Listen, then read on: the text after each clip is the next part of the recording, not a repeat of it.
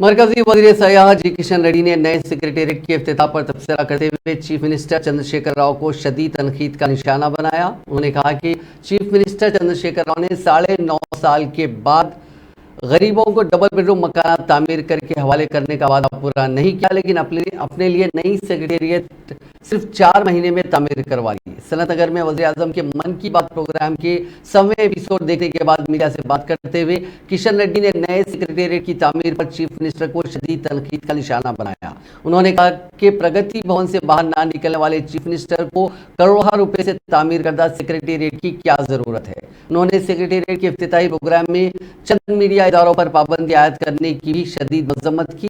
उन्होंने कहा कि तेलंगाना की तहरीक के दौरान इन इदारों ने चंद्रशेखर राव की काफी तशहीर की थी और आज उन मीडिया इदारों की जानिब से चीफ मिनिस्टर के फैसलों और पॉलिसियों की मुखालिफत करने पर उन मीडिया पर पाबंदी आयद की गई है। उन्होंने कहा कि चीफ मिनिस्टर चंद्रशेखर राव भी निज़ाम की सोच रखते हैं और उसी सोच के तहत वो हुक्मरानी कर रहे हैं।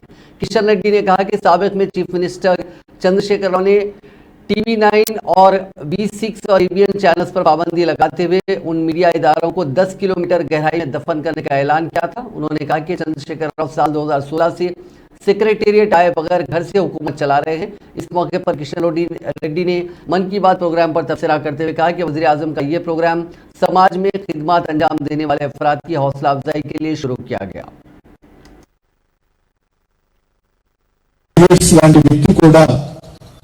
ఈరోజు ఈ యొక్క మన్ కీ బాత్ కార్యక్రమంలో స్వయంగా పాల్గొనడం జరిగింది.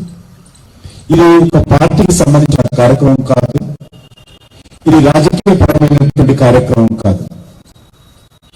సామాజిక స్పృహ, సామాజిక సేవ, ప్రజల కర్తవ్యము, సమాజంలో వస్తున్నటువంటి మార్పులు, ఆ మార్పులకు అనుకూలంగా ప్రజలు ఏ రకంగా ముందుకెళ్తా ఉన్నారు అటువంటిది ఈ దేశ ప్రధానమంత్రి స్వయంగా చిన్న చిన్న ఉదాహరణలు తీసుకొని తమ జీవితంలో చేస్తున్నటువంటి సేవా కార్యక్రమాలుగా